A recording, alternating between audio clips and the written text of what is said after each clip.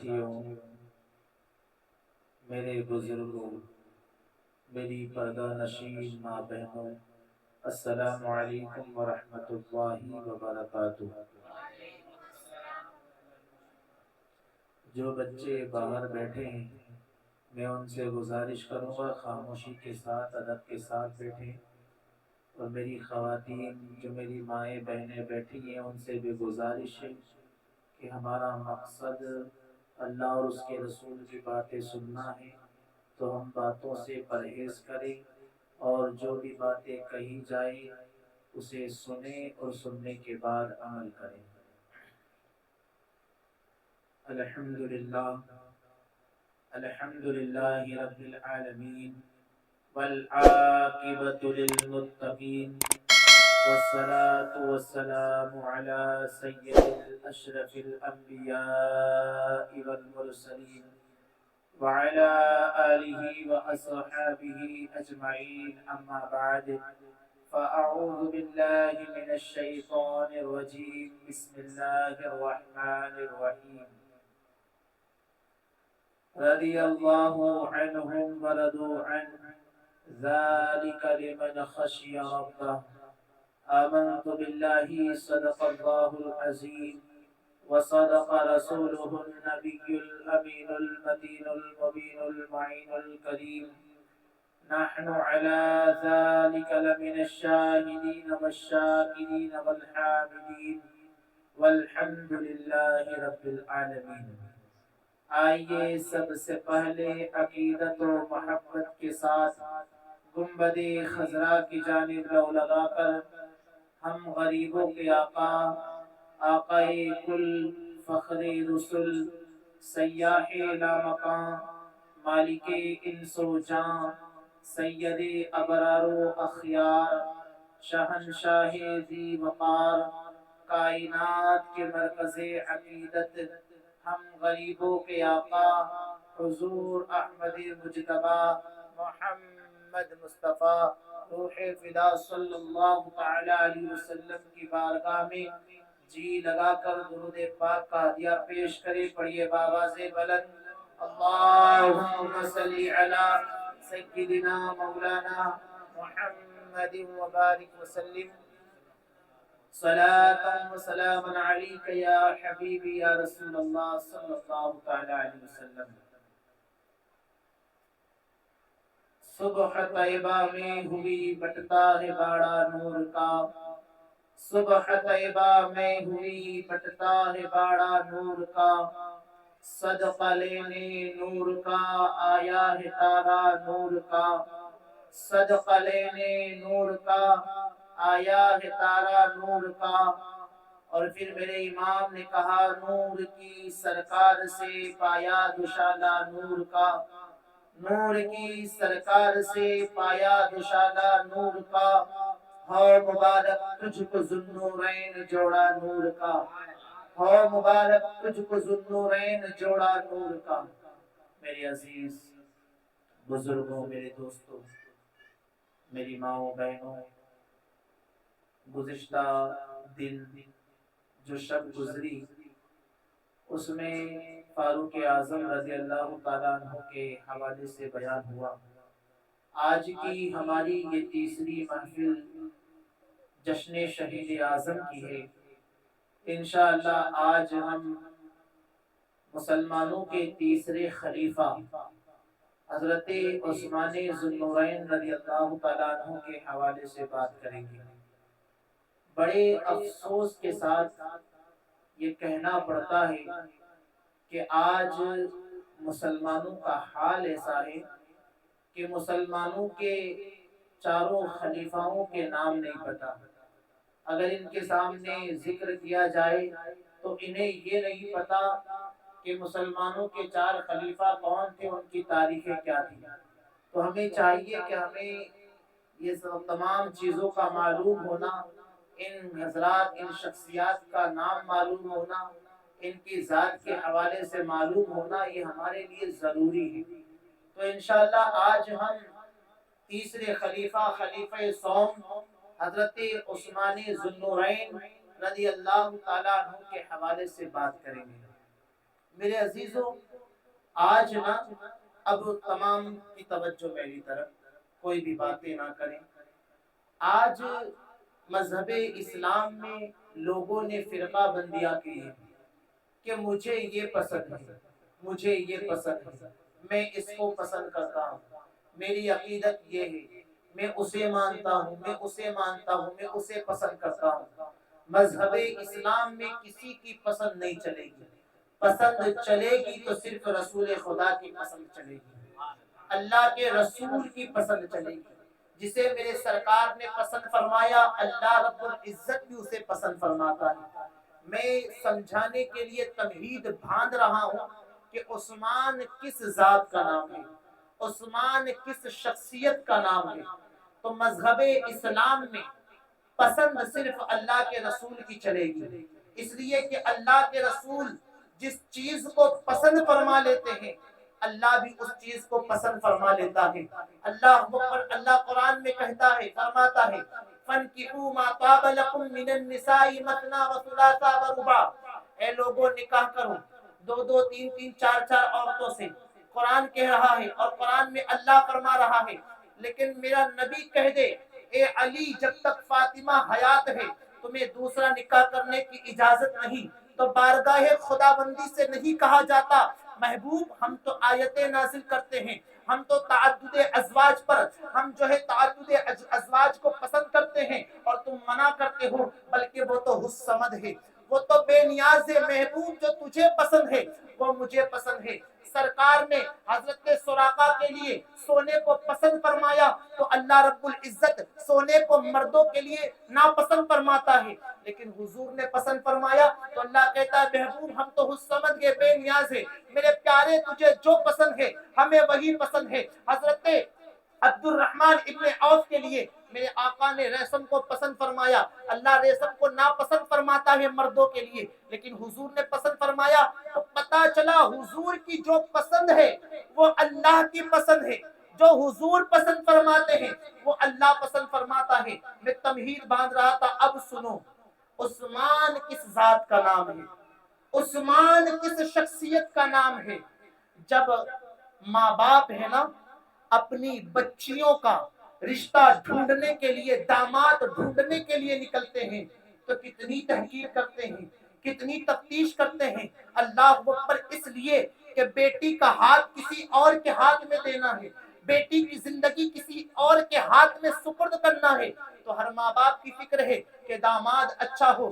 بڑے سے بڑا گنہگار سسر اپنے داماد کو گنہگار پسند نہیں کرتا، بلکہ جواری بھی داماد جواری نہیں ڈھونڈتا، شرابی بھی داماد شرابی کو پسند نہیں کرتا، بڑے سے بڑا گنہگار جو جرائم کے پر جرائم کر رہا ہے، لیکن داماد چاہیے تو دودھ کا دھلا ہوا، داماد چاہیے تو خوبصورت۔ اللہ اکبر، پھر ہماری سوچیں ختم ہوتی ہے، اب ہم جو ہے سوچنے پر مجبور ہوتے ہیں، ہمیں لڑکے کا کوئی بایو ڈیٹا نہیں ملتا تو ہم رشتہ داروں سے پوچھتے ہیں ذرا پتا تو کر فلاں کا لڑکا کیسا ہے، کوئی نشہ تو نہیں کرتا، اللہ اکبر کوئی برائی کا کام تو نہیں کرتا، یا جوئے کے اڈے پر تو نہیں بیٹھتا، اللہ اکبر پتا کر اس کا مزاج کیا ہے۔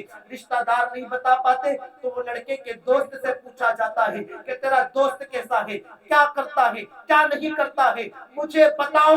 تمہاری اور میری سوچ اور تمہارا اور میرا دیکھنا زمین تک محدود ہے، ہم دیکھیں گے بھی تو ظاہر کو دیکھیں گے، ظاہر میں کیا دکھ رہا ہے، ہم باطن کو نہیں دیکھ سکتے۔ تو ذرا مجھے بتاؤ، جب داماد کو دیکھتے ہیں تو ہم اتنا دودھ کا دھلا ہوا دیکھتے ہیں اور اسے پسند کرتے ہیں، پسند کرنے کے بعد بیٹی کا ہاتھ اسے دیکھ دیتے ہیں۔ مجھے بتاؤ، ہم تو دنیا میں دیکھ رہے ہیں، ہم تو باطن کو نہیں دیکھتے، ظاہر کو دیکھ رہے ہیں۔ میرا رسول وہ ہے جو فرش پر بیٹھ کر عرش کی خبر رکھتا ہے، میرا رسول وہ ہے جو بظاہر دنیا میں رہ کر معراج کا سفر کرتا ہے، جو جنت کا جو ہے دیکھ کر آتا ہے۔ مجھے بتاؤ، جب میرے سرکار نے حضرت عثمان ذوالنورین سے اپنی بیٹی کا نکاح فرمایا ہوگا تو میرے سرکار نے کیا نہیں دیکھا ہوگا، بلکہ بچپنے سے لے کر جوانی سے لے کر شہادت تک کے لمحات دیکھے ہوں گے۔ پھر بیٹی کو دیا ہوگا، پہلے ایک بیٹی حضرت رقیہ کا نکاح فرمایا،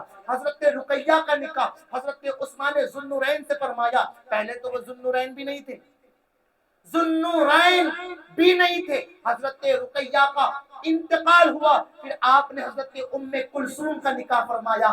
جب میرے امام نے یہ منظر کو دیکھا تو بولتے ہیں نور کی سرکار سے پایا دوشالہ نور کا، نور کی سرکار سے پایا دوشالہ نور کا، ہو مبارک تجھ کو ذوالنورین جوڑا نور کا.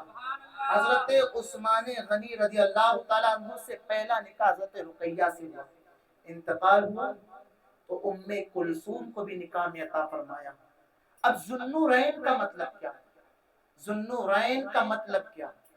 دیکھو حضور کے نور ہونے میں جھگڑا ہے حافظ صاحب، حضور کے نور ہونے میں جھگڑا ہے، لیکن عثمان کے ذوالنورین میں ہونے میں کوئی جھگڑا نہیں. ہر مکتبہ فکر ذوالنورین کہتا ہے، ہر مکتبہ فکر والا حضرت عثمان کو ذوالنورین کہتا ہے. مجھے بتاؤ یہ ذوالنورین مکی ہونے کی وجہ سے بنے تھے، یہ ذوالنورین مدنی ہونے کی وجہ سے بنے تھے، یہ ذوالنورین حسن کی بنیاد پر بنے تھے، یا ذوالنورین حضور کی پھوپھی جان کے بیٹے ہونے کی بنیاد پر بنے تھے؟ بتاؤ تو صحیح ذوالنورین کس بنیاد پر بنے تھے؟ اگر حسن کی بنیاد پر بنے تھے تو علی سراپا نور ہے، وہ ذوالنورین کیوں نہیں؟ حسن تاجر ہونے کی بنیاد پر بنے تھے تو ابو بکر صدیق بھی تاجر تھے، وہ ذوالنورین کیوں نہیں؟ مکی ہونے کے حساب سے بنے تھے تو مکہ میں تو اور بھی صحابہ رہتے تھے تو وہ ذوالنورین کیوں نہیں؟ تو ذوالنورین کا مطلب کیا؟ ذوالنورین کا مطلب یہ ہے کہ حضور کی دو بیٹیاں یعنی حضور کے دو نور عثمان کے گھر پر تھے، عثمان کے نکاح میں تھے، اس لیے انہیں ذوالنورین کہا جاتا تھا. حضرت لوگ سمجھتے نہیں ہیں، حضرت عثمان کو ذوالنورین تو کہہ رہے ہیں لیکن نبی کے نور ہونے میں جھگڑا ہے، نبی کے نور ہونے میں جھگڑا ہے. امام تو کہتے ہیں تیری نسل پاک میں ہے بچہ بچہ نور کا، تیری نسل پاک میں ہے بچہ بچہ نور کا، اور تو ہے عین نور تیرا سب گھرانہ نور کا. یہ حضرت عثمان غنی رضی اللہ تعالیٰ عنہ کی شان ہے. اب جہاں مجھے جوش میں سنانا تھا میں نے سنا دیا، جہاں موضوع مجھے بالکل آرام سے آہستہ اور اس طرح کہ آپ لوگوں کے ذہن میں بھی اتر جائے انشاءاللہ وہ بھی سمجھائیں گے. حضرت عثمان غنی کون ہے؟ اللہ اکبر. حضرت ابوبکر صدیق کے ایمان لانے کا واقعہ سنا، فاروق اعظم کے ایمان لانے کا واقعہ سنا. حضرت عثمان غنی کیسے ایمان لائے، کیسے مسلمان ہوئے؟ ابو بکر صدیق رضی اللہ تعالی عنہ اور حضرت عثمان غنی کا دوستانہ تعلق تھا، بڑے گہرے دوست تھے. حضرت ابو بکر صدیق اسلام لے آئے نا، مسلمان ہوئے تو حضرت عثمان غنی کے پاس جاتے، اے میرے دوست عثمان، میں تیرے لیے ایک سودا کر کے آیا ہوں، میں تیرے لیے ایک بہتر سودا کر کے آیا ہوں. اللہ اکبر. کیا کہا؟ سودا کر کے آیا ہوں. حضرت عثمان غنی نے فرمایا ابو بکر تم نے جو بھی میرے لیے سودا کیا ہے وہ اچھا ہی سودا کیا ہے، گھاٹے کا سودا نہیں کیا. جو سودا تم کر کے آئے ہو، آپ کر کے آئے ہو، وہ سودا میں قبول کرتا ہوں. ابو بکر صدیق فرماتے عثمان پوچھو تو صحیح کون سا سودا کر کے آیا ہوں، کون سے سودے کی میں بات کروں؟ کہا کون سا سودا؟ کہا میں نبی آخر الزمان محمد عربی کا کلمہ پڑھ کر آیا ہوں اور میں سمجھتا ہوں یہ سودا تمہارے لیے بہتر ہے، تم بھی یہ سودے پر عمل کر لو اور مسلمان ہو جاؤ. عثمان غنی نے کہا ابو بکر آج تک کوئی گھاٹے کا سودا تم نے میرے لیے نہیں کیا ہے، ہر سودے میں فائدہ ہوا ہے، تو میں بھی اس نبی آخر الزمان پر ایمان لاتا ہوں.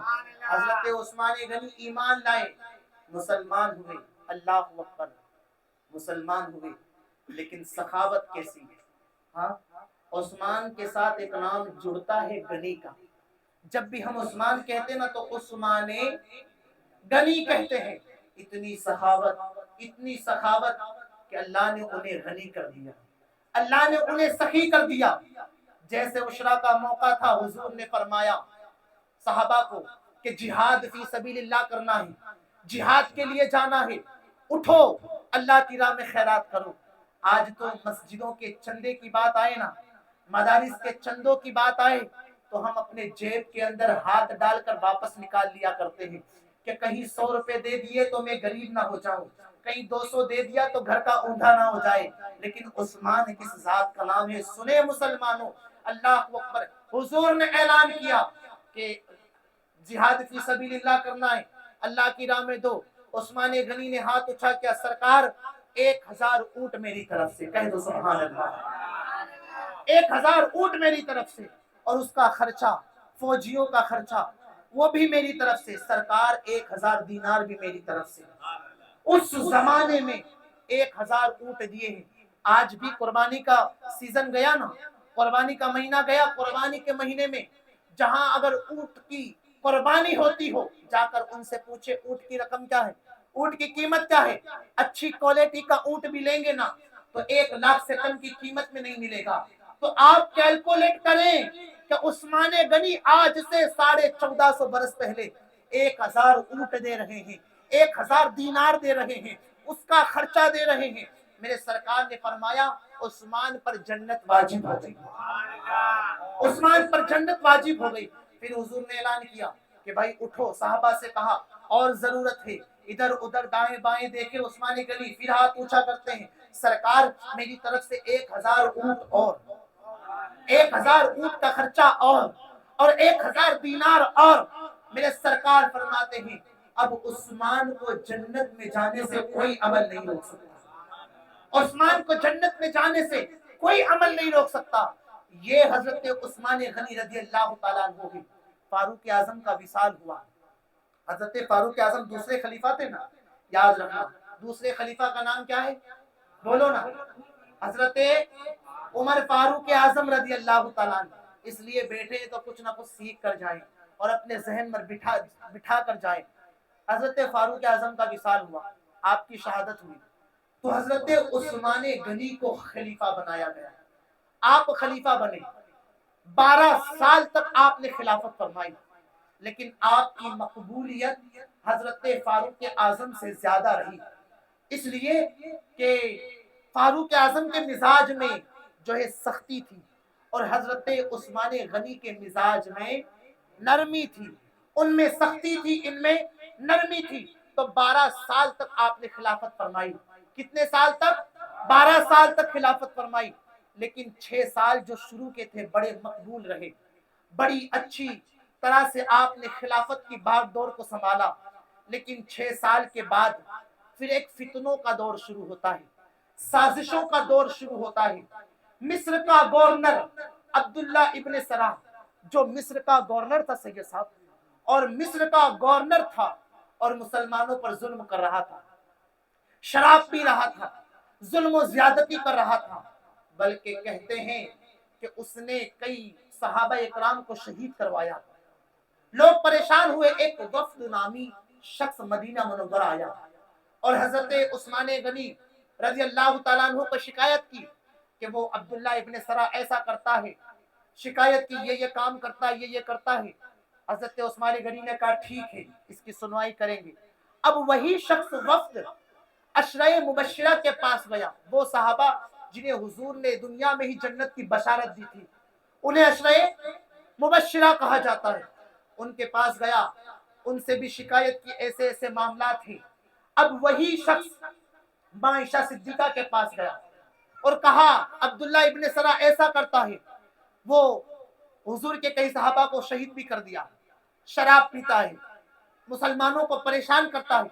अम्मा आयशा सिद्दीका ने सुना तो आपने एक खत अमीरुल मोमिनीन उस्मान गनी के नाम लिखा। कहा यह खत उस्मान के नाम, अमीरुल मोमिनीन के नाम, फौरन अब्दुल्ला इब्ने सरा को माजूल किया जाए, उसे सस्पेंड किया जाए, उसे गवर्नरी से हटाया जाए। रसूल अल्लाह के सहाबा को शहीद करता है, रसूल पाक के सहाबा को परेशान करता है, मुसलमानों को परेशान करता है, उसे सस्पेंड कर दिया जाए, उसे हटा दिया जाए। अब वो वफ्द और कुछ लोग गए उस्मान गनी की बारगाह में। अल्लाह अकबर। हजरत उस्मान गनी रजी अल्लाह ताला अन्हु ने वो तमाम को कहा, वक्त को भी कहा कि मदीना मुनव्वरा में तुम जिसे गवर्नरी के लिए बेहतर समझते हो उसे अपना गवर्नर बना लो, उसे अपना गवर्नर मुंतखब कर लो। मैं वहां पर अब्दुल्ला इब्ने सरा को माजूल कर दूंगा, उसे सस्पेंड कर दूंगा, तुम्हारी जो पसंद है उसे चुन लो। तो उन लोगों ने, मिस्र से आए हुए लोगों ने हजरत अबू बकर के बेटे मोहम्मद बिन अबू बकर को मुंतखब किया कि ये गवर्नरी के लिए बेहतर रहेंगे। और हजरत یہ کس کے بیٹے؟ حضرت اسما بنت امیس کے بیٹے ہیں. اور یہ حضرت اسما کون ہے؟ یہ امام حسین کی رضائی ماں ہے، اس لیے کہ امام حسین کو حضرت اسما نے دودھ پلایا، اس رشتے کے اعتبار سے رضائی ماں ہے. تو اب محمد بن ابو بکر کو ان لوگوں نے مقرر کر لیا، انتخاب کر لیا اور پہنچے عثمان ذوالنورین کی بارگاہ میں. تو حضرت عثمان غنی نے ایک خط لکھا. وہ خط کس کے نام پر؟ عبداللہ ابن سرا، مصر کے. یہ خط مصر کے گورنر کے نام، عثمان کی جانب سے یہ خط مصر کے گورنر کا نام. میں تمہیں گورنری سے معزول کرتا ہوں، میں تمہیں گورنری سے ہٹاتا ہوں اور محمد بن ابو بکر کو گورنر بناتا ہوں، میں تمہیں معزول کرتا ہوں، سسپینڈ کرتا ہوں. یہ خط حضرت عثمان غنی نے دے دیا اور کہا ٹھیک ہے اب تم لوگ جاؤ، یہ خط وہ گورنر کو دے دینا. اب ان لوگوں کے ساتھ جو ہے نا کچھ صحابہ بھی چلے، محمد بن ابو بکر کے ساتھ کچھ صحابہ بھی مصر کی جانب چلے. اور جب ان کا قافلہ باہر نکلا، کچھ دور پر پہنچے تو انہوں نے کیا دیکھا؟ ایک شخص بڑی تیزی میں سانڈنی پر سوار ہو کے بھاگ رہا تھا، جا رہا تھا. جب ان صحابہ کو دیکھا تو چونک گیا، ان صحابہ کو دیکھا تو چمک گیا، گھبرا گیا. صحابہ کو شک ہوا، مسلمانوں کو شک ہوا کہ یہ کون ہو سکتا ہے. صحابہ اس کا پیچھا کرتے کرتے دوڑے، پکڑے اسے، کہا تو کون ہے؟ تو پہلے تو کہتا ہے میں تو مروان کا غلام ہوں، پھر کہا نہیں نہیں مروان کا نہیں، عثمان غنی کا غلام ہوں. صحابہ کو اور شک ہوا، اس کی تلاشی لی گئی. جب تلاشی لی گئی تو اس کے پاس سے ایک خط ملا. یہ فتنوں کی شروعات ہے، یہ حضرت عثمان ذوالنورین کو شہید کرنے کی پلاننگ ہے. ایک خط ملا اور اس خط میں لکھا تھا کہ حضرت عثمان غنی کے نام پر وہ خط تھا کہ میں نے محمد بن ابو بکر کو یہاں سے بھیجا ہے، تم گورنری سے مت ہٹنا اور محمد بن ابو بکر کو شہید کر دینا. جب یہ خط صحابہ نے پڑھا تو آنکھوں میں خون اتر آیا کہ رسول اللہ کا اتنا معتبر صحابی امیر المومنین عثمان ذوالنورین ایسا کر رہے. یہاں سے کہا کہ جاؤ اس کو معزول کرتا ہوں، تم وہاں گورنر بننا، اور ایسا خط بھیج رہے، ہمیں قتل کرنے کی پلاننگ کر رہے. اس لیے کہ وہ خط میں حضرت عثمان غنی کی مہر بھی لگی ہوئی تھی. اب یہ صحابہ غصے کے عالم میں تھے، جلال کے عالم میں تھے. عثمان جیسا شخص ایسا کر سکتا ہے؟ عشرہ مبشرہ کے پاس آئے وہ صحابہ، عشرہ مبشرہ کو وہ خط دکھایا. عشرہ مبشرہ میں بھی غصہ، جلال کہ عثمان ایسی حرکت کر رہے، عثمان ایسا کر سکتے ہیں. لیکن پھر مولا علی تک یہ بات گئی نا تو مولا علی تو مولا علی ہے جو باب مدینۃ العلم ہے. میرے نبی کہتے ہیں میں علم کا شہر ہوں، علی اس کا دروازہ. علی جو بات کرتے ہیں نا حکمت سے کرتے ہیں، علی کی بات تو پھر بات ہے. مولا علی نے جب وہ خط کو پڑھا نا تو کہا شک کی بنیاد پر کچھ نہیں کہہ سکتے، اس سے بہتر ہے چلو عثمان سے ہم خود پوچھ لیتے ہیں کہ معاملہ کیا ہے، بات کیا ہے. اب یہ صحابہ حضرت عثمان غنی کے پاس پہنچے، حضرت عثمان ذوالنورین کے پاس پہنچے. مولا علی شیر خدا نے فرمایا اے امیر المومنین عثمان غنی، یہ سانڈنی آپ کی ہے، یہ جانور آپ کا ہے؟ کہا ہاں میرا ہے. کہا یہ غلام یہ بھی میرا ہے.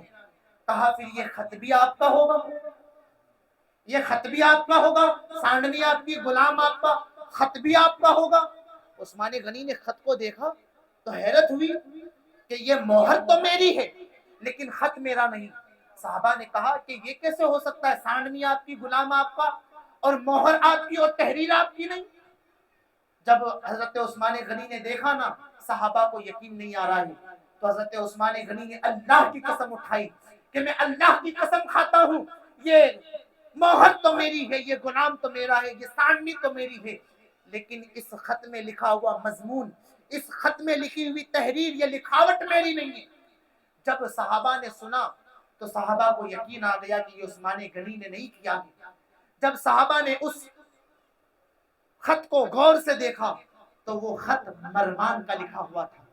مروان وہ ظالم مردود تھا کہ اس کا باپ جو حکم تھا نا، حکم، میرے رسول نے اس کے لیے، اللہ اکبر، میرے رسول نے ایک مرتبہ حضور کی بارگاہ میں آ رہا تھا نا.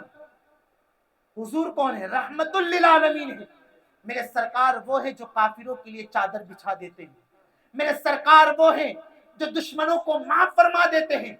लेकिन मेरे सरकार ने इसके बाप पर लानत बरसाई, हुजूर ने लानत बरसाई, बल्कि ये आता ना मौला अली से कहते जाओ उसके कान पकड़ कर लाओ। हुजूर फरमाते, वो हुजूर जब ताइफ के सफर में गए ना लोगों को तबलीग करने के लिए, तो लोगों ने तबलीग के बजाय हुजूर पर पथराव किया, हुजूर को मारा, इतने पत्थर बरसाए ना मेरे सरकार के जिस्म से खून निकलना शुरू होता है, इतना खून ना कि आप खून में नहा गए, एक बाग में बैठ गए। फरिश्ते आते हैं, या रसूल अल्लाह हुक्म करें ताइफ के अगल बगल जो पहाड़ है हम उसे मिला देंगे, ताइफ चकनाचूर हो जाएगा, ताइफ बर्बाद हो जाएगा। लेकिन वो करीम आका ने, वो रहीम आका ने रहमत की नजर फरमाई और फरिश्तों को मना फरमा दिया। वो आका इसके बाप को कहते हैं, सोचो वो कितना लानती होगा। तो मरवान का वो खत निकला, मौला अली ने फरमाया, ए अमीरुल मोमिनीन, एक दिन मरवान की साजिशें तुम्हें कत्ल करवा देगी। आपकी बीवी हजरत नायरा ने भी समझाया कि मरवान मुझे ठीक नहीं लगता, ये तुम्हें बहुत बड़ी मुसीबत में डाल देगा। बल्कि मरवान अगर कोई उस्मान गनी की बारगाह में आता ना मिलने, मुलाकात करने, तो अल्लाह अकबर, मरवान कहता नहीं उस्मान गनी काम कर रहे हैं, सो रहे हैं, मसरूफियात, इस तरह करके भगा देता। गोया के दरबान बन गया था। वो आज के दौर में जो बड़े बड़े मुफ्तियान इकराम है ना, जो मशहूर हैं, जिनके प्रोग्रामात पूरे हिंदुस्तान में होते हैं, तो इनकी मसरूफियात ज्यादा होती है, ये हर किसी को तारीख नहीं दे पाते, तो उनके पास एक पीए होता है तारीख लिखने के लिए। गोया के मरवान पीए बन गया था, दरबान बन गया हुआ था। लोगों ने मौला अली से शिकायत की कि उस्मान गनी हमसे मिलते नहीं, उस्मान गनी मुलाकात करते नहीं। मौला अली ने कहा कि आप क्यों नहीं मिलते, आप क्यों नहीं मुलाकात करते? कहा मैं तो मिलता हूँ, मैं तो मुलाकात करता हूँ। मौला अली ने कहा तुम्हारे वहां का दरबान जो है मना कर देता है, और दरबान तुमने क्यों रखा है? जब हुजूर के वहां दरबान नहीं, अबू बकर के वहां दरबान नहीं, और फारूक आजम के वहां दरबान नहीं, तो आपके वहां दरबान क्यों है? कहा मेरे वहां कोई दरबान नहीं, लेकिन ये मरवान की साजिशें थी। अल्लाह पर सहाबा में एक गुस्सा पैदा हो गया, जोश। हजरत उस्मान गनी से कहा कि मरवान को हमारे हवाले किया जाए, मरवान को हमारे हवाले किया जाए। लेकिन उस्मान गनी रजी अल्लाह ताला अन्हु ने उनके हवाले नहीं किया। आप मरवान की तायद नहीं कर रहे थे, लेकिन आप बड़े नरम मिजाज इंसान थे। अगर वो सहाबा गुस्से की हालत में थे, मरवान को उनके हवाले कर दिया जाता तो वो मार मार के उसे मार देते। और ये भी तो शक हो सकता था कि वो मरवान की राइटिंग है कि नहीं है, शक की बुनियाद पर किसी को नहीं मारा जाता। आज कोई बंदा चोरी कर ले, पब्लिक तो हाथ साफ करने के लिए पहले बैठती है कि पब्लिक के हवाले कर दिया जाए, ये ना। लेकिन जो अच्छी अकल का मालिक होता है ना, वो उसको पकड़ कर रखता है कि भले चोरी किया, लेकिन पब्लिक के हवाले कर दूंगा तो मार मार के मार डालेंगे। हजरत उस्मान गनी ने हवाले नहीं किया, अल्लाह अकबर, वो सहाबा चले गए। ये फितना अब बर्पा होने वाला है। एक शख्स अब्दुल्ला इब्ने सबा यहूदी था, अल्लाह अकबर, फारूक आजम की वफात के बाद, शहादत के बाद, वो कई मुल्कों में घूमकर, कई मुल्कों में जाकर हजरत उस्मान गनी के खिलाफ लोगों को भड़काना शुरू किया। इतना भड़काया, लोगों को इतना उकसाया कि माह जिलहिज्जा के महीने में हजरत उस्मान गनी के घर का मुहासरा हो जाता है, आपके घर को घेर लिया जाता है, आपके घर पर पहरा लगा दिया जाता है। वो उस्मान गनी रजी अल्लाह ताला अन्हु पर पानी बंद कर दिया जाता है। अल्लाह पर, हम अभी करबला के लिए महफिल सजा कर बैठे हैं, अभी आगे हमें शहीद करबो बला की बातें भी सुननी है। इमाम आली मकाम इमाम हुसैन और आपके घर वालों पर 3 दिन तक पानी बंद किया गया था, लेकिन उस्मान ज़ुन्नुरैन पर 40 दिन तक खाना और पानी बंद कर दिया गया था। अल्लाह अकबर, हजरत उस्मान गनी पर खाना पानी बंद कर दिया गया, बल्कि आप अपनी छत के ऊपर से बाहर निकले, कहा तुम लोगों में अली है? कहा हम में अली नहीं है। कहा ये है? नहीं है। फिर आप अंदर चले गए।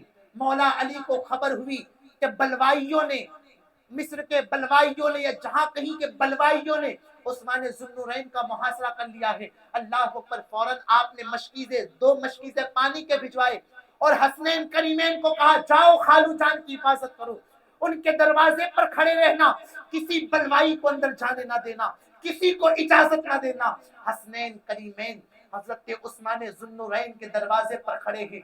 آپ کے دروازے پر کھڑے ہو کر حفاظت کر رہے ہیں۔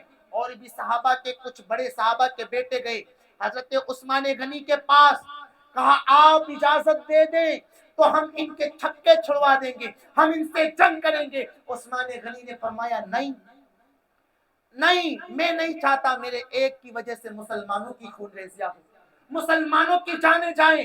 اگر جنگ ہوتی بھی ہے تو مجھے تو شہید ہونا ہی، اس لیے کہ حضور نے فرمایا تھا عثمان کو دردناک طریقے سے شہید کیا جائے گا، دردناک طریقے سے میرے عثمان کو شہید کر دیا جائے گا۔ آج عثمان ذوالنورین کے وہاں پانی نہیں ہے، وہ عثمان ذوالنورین جنہوں نے دنیا میں رہ کر 2 مرتبہ جنت خریدی، 2 مرتبہ جنت خریدی۔ وہ کیسے خریدی؟ جنت کوئی خریدتا ہے کیا؟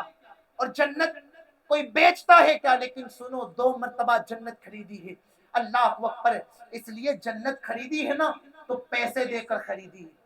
کسی کو اعتراض ہو سکتا ہے پیسہ برا نہیں ہے، پیسہ روپے برے نہیں ہیں، برے کاموں میں استعمال کرنا برا ہے۔ پیسہ ہوگا، مال ہوگا، تبھی تو مساجدیں بنیں گی، تبھی تو مدرسے بنیں گے۔ لیکن اللہ نے دولت دی تو اس کا مطلب نہیں اسے فضول خرچ کرتے رہو، اس کی راہ میں خرچ نہ کرو، بلکہ اللہ کے رسول کی حدیث ہے السخی حبیب اللہ، سخی اللہ کا دوست ہوتا ہے۔ اور اللہ کے رسول فرماتے ہیں بخیل چاہے عبادت کرتا ہو، متقی ہو، جیسا بھی ہو، پابندی نماز کرتا ہو، لیکن بخیل ہے تو وہ اللہ کا دشمن ہے۔ اس لیے سخی بنو۔ تو حضرت عثمان غنی نے 2 مرتبہ جنت خریدی۔ کتنی مرتبہ؟ بولو نا، 2 مرتبہ۔ کیسے خریدی؟ مدینہ منورہ کے اندر جب صحابہ تھے نا، مدینہ منورہ کے اندر بڑی پریشانی تھی میٹھے پانی کی، اللہ اوپر صحابہ پریشان تھے۔ آپ توجہ میری طرف رکھنا، چائے بھی پینا، توجہ ادھر رکھنا۔ صحابہ پریشان تھے، اللہ اکبر، اس لیے کہ میٹھے پانی کا انتظام نہیں تھا۔ جتنے بھی مدینہ میں کنویں تھے وہ کھارے پانی کے کنویں تھے۔ کیسے کنویں تھے؟ کھارے پانی کے کنویں۔ صحابہ پہنچے، یا رسول اللہ، اے کریم آقا، اے رحیم آقا، کرم نوازیاں ہو سرکار، کرم نوازیاں ہو سرکار، میٹھے پانی کا انتظام نہیں، پانی جو ہم پیتے ہیں جتنے کنویں ہیں اس میں سے کھارا پانی آتا ہے۔ حضور اس یہودی کے پاس کنواں ہے، میٹھے پانی کا کنواں ہے۔ سرکار نے فرمایا ٹھیک ہے۔ حضور چلے اس یہودی کے پاس، یہودی سے کہا کہ میں تجھ سے ایک سودا کرنے آیا ہوں۔ کہا کنواں مجھے بیچو گے؟ کہا ہاں میں بیچوں گا۔ کہا بڑا بہترین سودا ہے، بیچو گے؟ ہاں بیچوں گا۔ کہا ایک کام کرو، کنواں مجھے دے دو، جنت تم لے لو۔ کنواں مجھے دے دو، جنت اس کے بدلے تم لے لو۔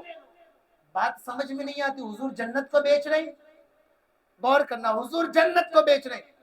مثال کے طور پر میں ایک مکان کا مالک ہوں، مالک نہیں ہے، اس سے پہلے کی مثال، میں ایک مکان میں رہتا ہوں، وہ کرائے کا مکان ہے، وہ مکان کرائے کا ہے، میرا ذاتی مکان تھوڑی نہ ہے، اس کا مالک کوئی اور ہے۔ میں کہوں کہ عبدالرحمن بھائی آپ کی کار بڑی اچھی ہے، یہ مکان تم لے لو، کار مجھے دے دو۔ مکان مالک کیا کہے گا؟ حافظ صاحب بھاڑے پر دیا ہے، کرائے پر دیا ہے، تمہارا اپنا نہیں ہے، اپنا ذاتی نہیں ہے۔ آپ سمجھو میری بات، حضور کی شان کیا ہے؟ آپ کا ذاتی نہیں ہے، لیکن اب میرا خود کا مکان ہو، میرا ذاتی مکان ہو، میں کہوں لے لو بھائی، اب مجھے کار دے دو، آپ کیا کہو گے؟ کوئی اعتراض کرے گا؟ نہیں کرے گا، مکان تو میرا ہی ہے، مالک میں ہوں۔ گویا کہ حضور کہہ رہے ہیں کنواں مجھے دے دے، جنت تو لے لے۔ پتا چلا جنت تو اللہ نے بنائی ہے لیکن مالک مصطفیٰ کو بنایا ہے، تبھی تو جنت کو بیچ رہے ہیں۔ اللہ اکبر، میرا رسول تو وہ ہے۔ لوگوں کو اعتراض ہوتا ہے، ہاں، لیکن ہم اس عقیدے کے لیے، ہمارا عقیدہ انگریزوں کی میز پر نہیں بنا، ہمارا عقیدہ مدینے سے بنا ہے۔ اللہ اکبر، میرے سرکار کی شان تو وہ ہے کہ میرے سرکار جس زمین پر چلتے ہیں، جہاں چلتے ہیں، وہ حصہ جنت بن جاتا ہے، وہ زمین جنت بن جاتی ہے۔ مجھے بتاؤ، میرا محبوب تو وہ ہے۔ جنت کس نے بنائی؟ اللہ نے بنائی، لیکن میرا محبوب، میرے آقا جنت بناتے بھی ہے اور جنت بیچتے بھی ہے، جنت کو بیچتے بھی ہے، جنت بناتے بھی ہے۔ پورے قرآن کو پڑھو، پورے قرآن میں مجھے بتاؤ کہیں پر یہ آیت نازل ہو کہ اے لوگوں، اے بچوں، اے جوانوں، تمہاری ماؤں کے قدموں کے نیچے جنت ہے؟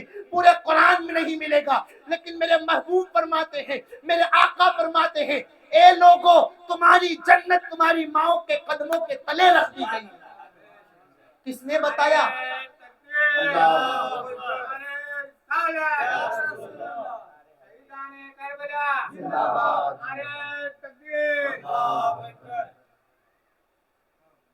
کس نے بتایا کہ ماؤں کے قدموں میں جنت ہے؟ یہ میرے سرکار نے بتایا ہے۔ تو حضرت عثمان غنی کی بات کر رہا تھا، یہودی نے منع کر دیا کہ یہ سودا منظور نہیں ہے۔ عثمان غنی آئے، صحابہ نے کہا عثمان ایسی ایسی ایسی بات ہے۔ حضور گئے تھے، منع کر دیا یہودی نے، فوراً گئے، یہودی کو پیسے دی، رقم دی، دینار دیا اور واپس آئے۔ واپس آئے، کہاں آئے؟ حضور کی بارگاہ میں۔ سرکار آپ کسی سودے کے لیے گئے تھے؟ آپ کوئی سودے کے لیے گئے تھے؟ ہاں گیا تھا۔ حضور وہ سودا صرف اس کے لیے ہے کہ ہر کسی کے لیے؟ سودا صرف اس کے لیے کہ ہر کسی کے لیے؟ حضور نے فرمایا عثمان مجھے تو کنویں سے مطلب ہے، کنواں جو دے گا میں جنت اسے دے دوں گا۔ کہا حضور پھر میں جنت خرید کر آیا ہوں، مالک بن کر آیا ہوں۔ حضور میں کنواں خرید کر آیا ہوں، اس کا مالک بن کر آیا ہوں، کنواں میں دیتا ہوں، جنت آپ دے دیں۔ عثمان غنی نے اس طرح جنت کو خریدا، مسلمانوں کو پانی وقف کیا۔ آج بھی مدینہ منورہ کے اندر عثمان غنی کے نام سے کئی چیزیں موجود ہیں۔ جنت البقیع کا قبرستان جس میں امام حسن آرام کر رہے ہیں، جس میں بڑے بڑے اکابر صحابہ آرام کر رہے ہیں، جس میں ماں بی بی فاطمہ الزہرا کا مزار ہے، وہ جنت البقیع کی جگہ بھی حضرت عثمان غنی نے مسلمانوں کو خرید کر وقف کیا تھا۔ آج وہ عثمان جو لوگوں کو پانی کے لیے میٹھا کنواں خرید کر لوگوں کو وقف کیا تھا، آج وہ عثمان غنی پر پانی بند ہے، وہ عثمان غنی پر پانی بند کر دیا گیا ہے۔ اللہ اکبر۔ کئی دن گزر گئے، اب یہ کوہرام مچا رہے تھے بلوائی، باہر ہنگامہ مچا رہے تھے کہ کچھ 2-3 بلوائیوں نے موقع پا کر چھت کے اوپر سے چڑھتے، سامنے سے جانے کی تو طاقت نہیں، شیر خدا کے شیر کھڑے تھے۔ علی کا گھر بھی وہ گھر ہے جس گھر کا ہر ایک بچہ جہاں پیدا ہوا شیر خدا معلوم ہوتا ہے۔ کس کی ہمت ہوتی کہ خالو جان کے گھر میں گھس جائے؟ ہاں کسی نے تیر بھی چلایا تھا، امام حسن کو لگا تھا، لیکن وہ بلوائی جانتے تھے اگر ہم نے ان سے ٹکراؤ کیا تو لڑائی ہو جائے گی، جنگ ہو جائے گی، اور وہ شیر خدا کے شیر کی طاقتوں کو جانتے تھے۔ ارے 22,000 یزیدی 72 کے مقابل میں اتارے گئے، وہ جانتے تھے ان سے لڑا نہیں جا سکتا، ان سے لڑنا ہے تو پہلے انہیں بھوکا رکھو، پہلے انہیں پیاسا رکھو۔ خدا کی قسم شیر خدا کے شیروں کے حلق کے نیچے پانی کے قطرے اتر جاتے، وہ 22,000 کا لشکر نظر نہیں آتا۔ وہ جانتے تھے۔ اللہ اکبر۔ لیکن موقع پایا، کہاں سے گھسے؟ چھت پہ سے گھسے، حضرت عثمان ذوالنورین کو شہید کیا، تماچے مارے۔ اللہ اکبر۔ عثمان غنی کے چہرے پر تماچے مارے گئے۔ اللہ اکبر۔ پھر آپ کو شہید کیا گیا۔ جب شہید ہو رہے تھے نا تو آپ کی بیوی حضرت نائرہ باہر نکل کر لوگوں کو بلا رہی تھی، پکار رہی تھی امیر المومنین کو شہید کیا جا رہا ہے۔ لیکن بلوائیوں نے ایسی پلاننگ کی کہ قرآن چلم چھوڑ کر رہے تھے، آوازیں نکال رہے تھے تاکہ کسی کو پتہ نہ چلے اور کام بھی ہو جائے۔ اسی طرح حضرت عثمان غنی کو 18 ذی الحجہ کو شہید کر دیا گیا۔ اب یہاں پر لوگ کہتے ہیں عثمان غنی کو شہید کیا گیا تو بڑے بڑے صحابہ کہاں تھے؟ بڑے بڑے صحابہ کیا کر رہے تھے؟ مدینہ میں تھے نا عثمان غنی، اور انہیں شہید کیا گیا۔ میرے عزیزوں میں بتا دوں بلوائیوں نے ایسی پلاننگ کی، ایسی سازش کی کہ انہیں شہید کریں گے تو ماہ ذی الحجہ میں کریں گے، اس لیے ماہ ذی الحجہ میں تمام صحابہ حج کے لیے جاتے، وہ حج کے لیے جائیں گے، یہاں پر ہم شہید کر دیں گے۔ اس طرح مسلمانوں کے تیسرے خلیفہ حضرت عثمان ذوالنورین کو پیاسا رکھ کر شہید کیا گیا۔ پروردگار عالم ہمیں ان کی قربانیاں سمجھنے کی اور اسے عام کرنے کی، اور جو باتیں میں نے کہی مجھے حق کہنے کی، پہلے مجھے عمل کرنے کی، بعد میں آپ کو عمل کرنے کی توفیق عطا فرمائے۔ استغفر اللہ ربی من کل ذنب واتوب الیہ، واخر دعوانا الحمد للہ رب العالمین۔ الصلاۃ والسلام علیکم۔ صلاۃ والسلام کے لیے کھڑے ہو جائیں۔